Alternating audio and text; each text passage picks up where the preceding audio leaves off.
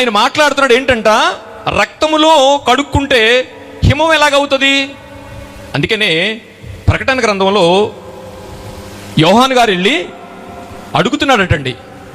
ఒక్కసారి చూడండి ఆ రిఫరెన్సు, ప్రకటన గ్రంథము 7వ అధ్యాయము 13వ వచనం. పెద్దలలో ఒకడు, ఈ సందర్భం ఏంటంటే యోహాను గారు పరలోకం వెళ్ళిపోయారు, ఆత్మవశుడై పరలోకంలో ఉన్నాడు. అక్కడికి కొంతమంది వచ్చారు. ఆ వచ్చిన వారు, అయ్యా ఎవరు ఈయనని నీకు తెలుసా అని అడిగారు. యోహాను గారిని అడిగారు, ఎవరో తెలుసా? నాకేం తెలుసా, నువ్వే చెప్పన్నాడు. చెప్పినంటే అప్పుడు చెప్తున్నారు చూడండి. పెద్దలలో ఒకడు తెల్లని వస్త్రములు ధరించుకుని వీరెవరు, ఎక్కడి నుంచి వచ్చిన వారు అని అడుగగా, అందుకు నేను అయ్యా నీకే తెలియను కదా, నాకేమి తెలియను అని యోహాను గారు అక్కడున్న పరలోకంలో ఉన్న ఒక ఆయనతో అంటే, ఆయన ఏం చెప్తున్నాడు చూడండి. అతడు ఇలాగున నాతో చెప్పాను, వీరు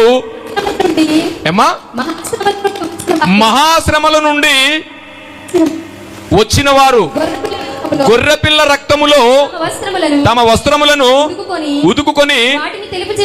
ఇదేంటిది? నీ బ్యాక్గ్రౌండ్ ఏంటయ్యా అని అడిగితే మనం ఏం చెప్తామండి?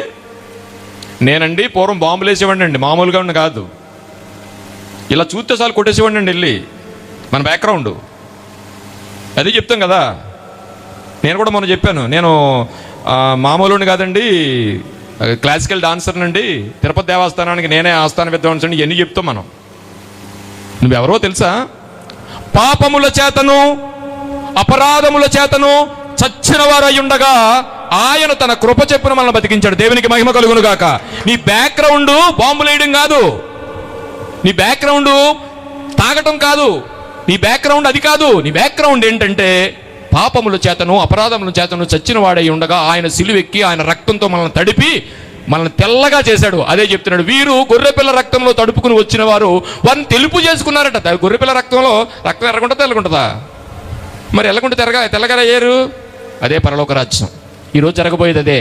దేవునికి మహిమ కలుగును గాక. ఇప్పుడు అర్థమైంది కదా. నెక్స్ట్ వెళ్దాం. మనం ఒక రెండో పాయింట్గా మనం ఏం చెప్పుకున్నామంటే శుద్ధీకరణ ప్రక్రియ. ఇక మూడవదిగా మనం చూసుకుంటే ప్రియులారా, లోకం ఆశించేది కాదు ఈ ప్రక్రియ. ఇలా చెప్పుకుంటూ వెళ్తే చాలా ఉంటాయి. కానీ మార్కు సువార్త 10వ అధ్యాయము 44వ వచనం చదవండి ఒకసారి. మీలో ఎవడైనను ప్రముఖుడై ఉండగోరిన ఎడల, నువ్వేం లీడర్గా ఉండాలనుకుంటున్నావా? పెద్దగా ఉండాలనుకుంటున్నావా? ఒకవేళ ఉండాలంటే లోకపరంగా లోకరాజ్యాల్లో ఏం కావాలి? ఏదో ఒక క్వాలిఫికేషన్ కావాలి నీకు, నీ స్థాయిని బట్టి. కానీ ఈయనేమని అడుగుతున్నాడు, మీలో ఎవడైనా నువ్వు ప్రముఖుడై ఉండగోరిన ఎడల. ఇది ఏంటనుకున్నారు? శుద్ధీకరణ ఎందుకు చేస్తున్నాడంటే దాని క్వాలిఫికేషన్ చెప్తున్నాడు, దాని యొక్క స్థితిని చెప్తున్నాడు, దాని యొక్క నీతిని చెప్తున్నాడు. శుద్ధీకరణలో ఉన్న నీతిని ఎందుకు చేస్తున్నా తెలుసా? పేతురు, నీ కాళ్ళు ఎందుకు అడుగుతున్నా తెలుసా? లోక రాజ్యాలు వేరు, నా రాజ్యం వేరు, నా రాజ్యంలో ఎలాగ ఉంటుంది అని చెప్తున్నాడు. ఏమంటున్నాడు? మీలో ఎవడైనా ప్రముఖుడై ఉండగోరిన ఎడల వాడు అందరికీ. ఫోన్ చేస్తే మీ భాస్కర్ ఎత్తరా? ఏదడిగినా చెప్పరా? చెప్తారు. అందరికీ సమాధానం చెప్పాలి. అలాగే మనుష్య కుమారుడు పరిచారము చేయుటకు రాలేదు, కానీ ఎందుకు రాలేదటండి ఆయన? ఆ విషయాన్ని చెప్పడానికి. నాయనా, నేను వచ్చింది పరిచారం చేయించుకున్నటకు కాదు, పరిచారం చేయుటకు నేను వచ్చాననే విషయాన్ని చెప్తున్నాడు. ఆయన చూపించిన ప్రేమను మనం చూపించాలి ప్రియులారా. ఆయన ఏం ప్రేమ చూపించాడు? ఏం ప్రేమ చూపించాడంటే ఆ ప్రేమకు పెట్టిన పేరు గ్రీకు పండితులు అగాపే. దానికి నిబంధనలు లేవు, హద్దులు లేని ప్రేమ. ఉదయాన్నే వెళ్తాడు బస్ స్టాప్లోకి, హాయ్ అంటాడు, ఏదోటి చెప్పంటాడు, మధ్యాహ్నం కలుస్తాడు, సాయంత్రం ఓకే అనకపోతే మరుసటి రోజు బస్ స్టాండ్కి వచ్చి యాసిడ్ పోసేస్తాడు. అది ప్రేమ. ఇప్పుడు ఒక తల్లిని తండ్రిని ఆస్తి అని అడుగుతాడు, ఇవ్వకపోతే వృద్ధాక్షంలో జాయిన్ చేసేస్తాడు, లేకపోతే ఎక్కడ వదిలేసి వచ్చేస్తాడు. అది ఎక్కడ ప్రేమ. కానీ ఈ ప్రేమ ఏంటి తెలుసా? ఈ ప్రేమ ఏంటి తెలుసా? దానికి ఎల్లలు లేవు, హద్దులు లేవు. అలాంటి ప్రేమను ఆయన చూపించడానికి ఆ రోజు శుద్ధీకరణ జరిగింది. అది చెప్పడానికే. ఏ స్థితిలోనైనా ముఖ్యంగా వినయతకు, విజ్ఞాపనకు, ఆయన విజ్ఞతకు శుద్ధీకరణ జరిగినట్టుగా మనకు కనిపిస్తుంది ప్రియులారా. ఈరోజు మనం తెలుసుకోవాల్సింది ఏంటంటే శుద్ధీకరణ ఎంత అద్భుతమైన ఘట్టము ఆ రోజు దేవుడు చేసిన, యేసుప్రభు వారు శిష్యులకు చేసిన అద్భుతమైన ప్రక్రియ అది. ఇకపోతే మనం చూసుకోవాల్సింది ఏముంటుందంటే, కొరింథీయులకు రాసిన మొదటి పత్రిక 11వ అధ్యాయము 23వ వచనం చదవండి.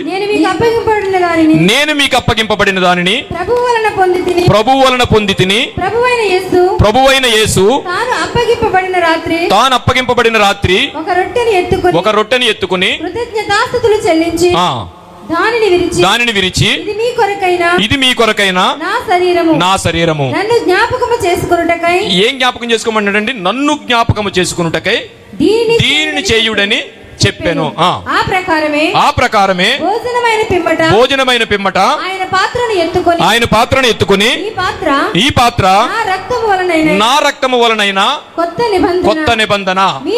మీరు ఏంటి ముందు చెప్పాడు కదా, ముందేం చెప్పాడండి? 25వ వచనంలో ఏం చెప్పాడు? ఆ ప్రకారమే భోజనమైన పిమ్మట. అదే విషయాన్ని రెండోసారి 26లో కూడా చెప్తున్నాడు కదమ్మా. 26 చదవండి. మీరు ఈ రొట్టెను తిని ఈ పాత్రలో తాగినలా ముందు ద్రాక్షారసం గురించి చెప్పాడు, తర్వాత శరీరం గురించి చెప్పారు, మళ్ళా ఈ రెండు తాగమన్నాడు. మూడవసారి కూడా మళ్ళా ఎందుకు చెప్తున్నాడో ఒక్కసారి ఆలోచిద్దాం. చదవండి 26. మీరు ఈ రొట్టెను తిని ఈ పాత్రలోని తాగినప్పుడల్లా ప్రభువు వచ్చే వరకు. ఏమండి, ఏం జ్ఞాపకం చేసుకోమన్నాడండి ఆయన మరణమును ప్రచురించుదురు. చేస్తున్నారా? తాగుతున్నారు కానీ చేస్తున్నారా? మరణాన్ని ప్రచురించడం అంటే ఏమండి, జ్ఞాపకం చేసుకోమంటే ఆయన కొరచు ఇప్పుడు దుఃఖించాల్సిన అవసరం ఏం లేదు. ఎంత ఆయన జ్ఞాపకం చేసుకోవడం అంటే మామూలు విషయం కాదు ప్రియులారా. ఎలాంటి అద్భుతమైన భయంకరమైన మరణాన్ని చేశాడో ఆ మరణాన్ని జ్ఞాపకం చేసుకుంటూ మనం చేయాల్సిన క్రియ ఏంటంటే, ఆయన వచ్చే వరకు ఆయన మరణాన్ని ప్రచురించుదురు అన్నాడా? ప్రచురించండి అన్నాడా? ప్రచురించుదురు. మీ ఇంట్లో ఎవరైనా పిల్లాడికి ఓ మాట చెప్తారు, ఏమనంటే, ఒరే నేను చెప్పాను కదా నువ్వు చేస్తున్నావు అంతే, దానికి నువ్వు చెయ్యే అన్నదానికి ఎంత తేడా ఉంది? This is order. ఏం చెప్తున్నాడు? ఆర్డర్. ఆయన వచ్చే వరకు ఆయన మరణాన్ని ప్రచురించాలి. మీరు ప్రచురించడం మొదలు పెడితే ఎదుర్కొంటూ ఉన్నది కూడా కొనాలి. ఇప్పుడు దేవునికి మహిమ కలుగును గాక. ఒక్కళ్ళన్నా ప్రచురణ చేస్తున్నారా? నీతో పాటు ఎవరినన్నా ఒక్కళ్ళకన్నా తీసుకొచ్చారా? ఆయన వచ్చే వరకు ఆయన మరణాన్ని ప్రచురణ అంటే నువ్వు సువార్త చేయాలి. సువార్త చేయకపోతే నువ్వు తీసుకున్న ఆ రొట్టు ద్రాక్షారసానికి ఆయన ఆర్డర్ ఇచ్చాడు చేయమని. ఏం జ్ఞాపకం చేసుకుంటామన్నాడంటే, ఇదిగో నేను వచ్చే వరకు ఇది జరిగించడానికి మాత్రం మర్చిపోకండి అనే విషయాన్ని 3 సార్లు చెప్పి 3వసారి దీన్ని మనల్ని ఎంటర్ చేశాడు. దానివల్లనేనట అనేక మంది నిద్రించుచున్నారనే మాటలు కూడా మాట్లాడారు. ప్రియ దేవుని జనాంగమా, ఈరోజు దేవుడు మనతో మాట్లాడింది ఏంటంటే, శుద్ధీకరణ ఎందుకు చేశాడంటే చాలా అద్భుతమైన ఘట్టం ప్రియులారా ఆ రోజు ఆయన చేసింది. అలాంటి విషయాలను ఎన్నో మనకి దేవుడు చూపించాడు, అనేక విషయాలు మనతో మాట్లాడాడు.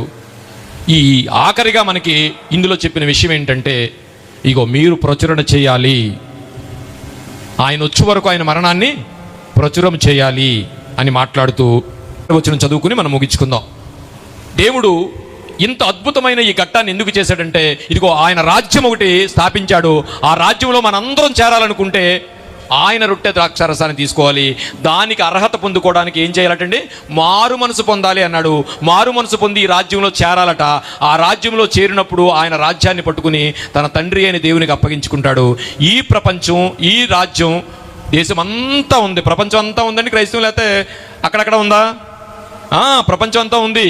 ఈ లోకాన్ని పరిపాలిస్తున్నది క్రీస్తు రాజ్యమేనండి. ఆ రాజ్యం గురించి మరొక్కసారి దేవుడు అవకాశం ఇస్తే మళ్ళీ చెప్తాను. ఇంత అద్భుతమైన ఘట్టాన్ని దేవుడు మనకి ఇచ్చినందుకు ఇక చాలా విషయాలు ఉన్నాయి కాబట్టి కాలాతీతం అవుతుందేమో. ఆఖరిగా ఆ అద్భుతమైన ఆ రాజుల కాలంలో ఏం జరిగిందో ఆ వాక్యాన్ని చదువుకుని ముగించుకుందాం. దానియేలు గ్రంథము 2వ అధ్యాయము 44-45 ఒకసారి చదువుకుందాం ప్రియులారా. ఆ రాజుల కాలములో పరలోకమందున్న దేవుడు ఒక రాజ్యము స్థాపించెను. దానికెన్నటికి నాశనము కలుగదు. దాని పొందిన వారికి కాక మరెవ్వరికి చెందదు. అది ఎక్కడి నుంచి వచ్చిందట రాయి? 40 చదువమ్మా. చేతి సహాయము లేక పరలోకము నుండి తీయబడిన ఆ రాయి ఇనుమును ఇత్తడిని మట్టిని వెండిని బంగారమును పగులగొట్టగా తమరు చూచితిరే.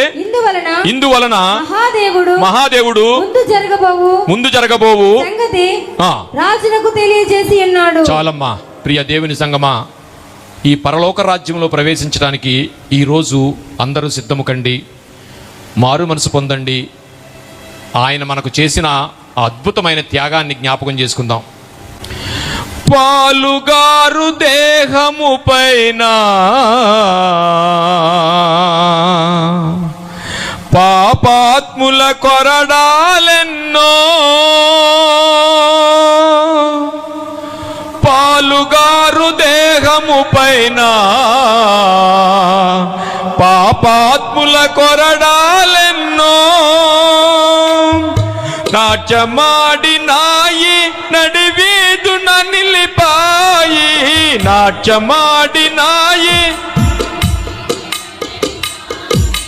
నోరు తెరువలేదాయే ప్రేమ,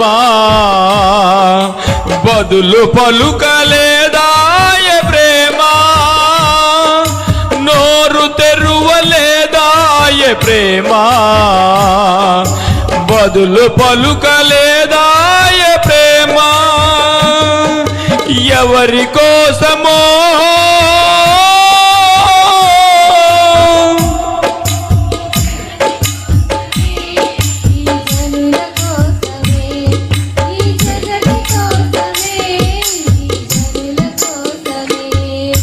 సిలువలో సాగింది యాత్ర, కరుణామయుని దయగల పాత్ర. సిలువలో సాగింది యాత్ర, కరుణామయుని దయగల పాత్ర.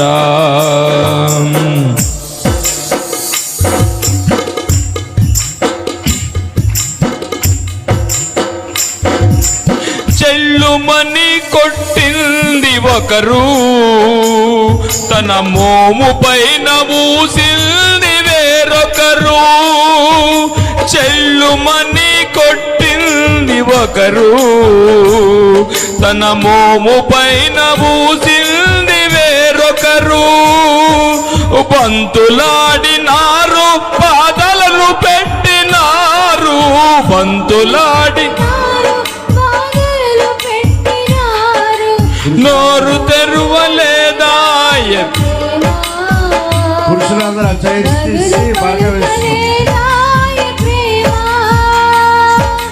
నోరు తెరువలేదాయ ప్రేమ,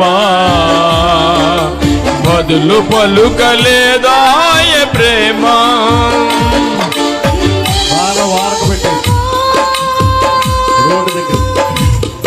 ఇది జగతి కోసమే, ఈ జగతి కోసమే, జగతి కోసమే, ఈ జనుల కోసమే. సిలువలో సాగింది యాత్ర,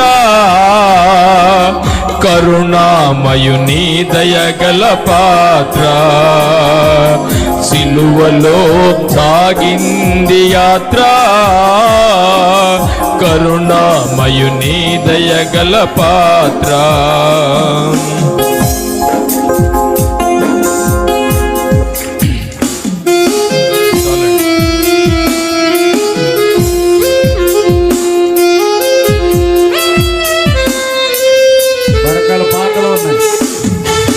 వెనుక నుండి తన్నింది ఒకరు, తన ముందు నుండి నవ్వింది వేరొకరు. మునుక నుండి తన్నింది ఒకరు, తన ముందు నుండి నవ్వింది వేరొకరు. గేలి చేసినారు, పరిహాసమాడినారు, గేలి చేసినారు, పరిహాసమాడినారు. నోరు తెరువలేదాయ ప్రేమ, బదులు పలుకలేదాయ ప్రేమ. నోరు ఏ ప్రేమ, బదులు పలుకలేదా ఏ ప్రేమ, ఎవరి కోసమో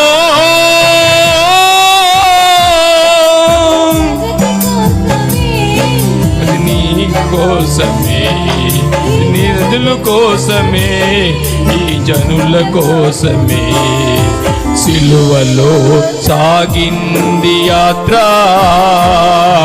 కరుణామయుని దయగల పాత్ర. సిలువలో సాగింది యాత్ర, కరుణామయుని దయగల పాత్ర.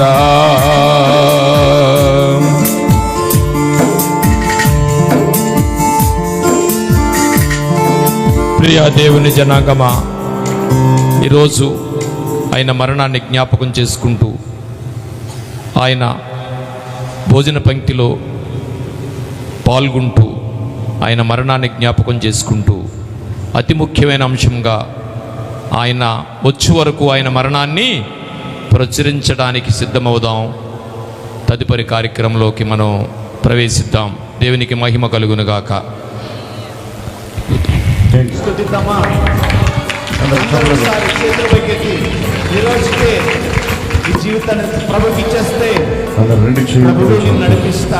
కళ్ళు మూసుకుని నోరు తెరిచేసయ్యా. యెషయా గ్రంథంలో రాయబడినట్లుగా ఎర్రగా ఉన్న మన పాపములను ఆయన రక్తములో తెల్లగా చేసుకున్నాను. ఈ ఉపవాస కూటలో దేవుని వాక్యము ద్వారా విని శుద్ధి చేయబడి, ఇదిగో ఈ రాత్రిని హృదయం యేసు రక్తం తీసుకున్న ద్వారా తెల్లటి హృదయముగా దేవుడు నీకు చేస్తున్నాడు. ఇది దేవుని రాజ్యం. మోకరింద అందరూ ప్రతి వారు మోకరించి ఈ సమయంలో ఆయన భోజన పంక్తికి వచ్చినప్పుడు పైకి లేచి ఒక టవలు తీసుకుని నడుముకును కట్టుకొని ఒక పళ్ళెములో నీళ్లు పోసుకుని యేసు ప్రభు వారి యొక్క శిష్యుల పాదాలను కడగడం ప్రారంభించారు. అది ఎంతో తగ్గింపు. వారిలో ఈ 12 మంది శిష్యులలో తగ్గింపును నేర్పుతూ ఉన్నాడు. ఈ రాత్రి నీవు జ్ఞానాన్ని బట్టి కానీ, తెలివిని బట్టి కానీ, దేవుడిచ్చే అహంకార ఆరోగ్యాన్ని బట్టి కానీ ఎక్కడన్నా హెచ్చించుకుంటున్నావేమో. నీకు నువ్వుగా తగ్గించుకుని ఒకరి పాదములను ఒకరు కడుగు కొనుక్కోవడానికి ఇలాగును చెయ్యమని ప్రభు చెప్పినట్లుగా ఈ రాత్రి మనం ఇలాగును చేయబోతున్నాం. పరిశుద్ధుడ, ప్రేమగల తండ్రి, పాదశుద్ధి కార్యక్రమం ప్రారంభిస్తుండగా మా హృదయాలలో యేసు శిష్యుల వలె హెచ్చింపు లేకుండా యేసు శిష్యులకు తగ్గింపు నేర్పించినట్లుగా ఒకరికి ఒకరు మేము ఈ పాద పరిచర్య ద్వారా ధూళి లాంటి తగ్గింపు కలిగి ఉండడానికి ఆ పాద పరిచర్యకు మేము వెళ్తుండగానే కృప చేత నడిపించమని యేసు నామములో అడుగుచున్నాము తండ్రి.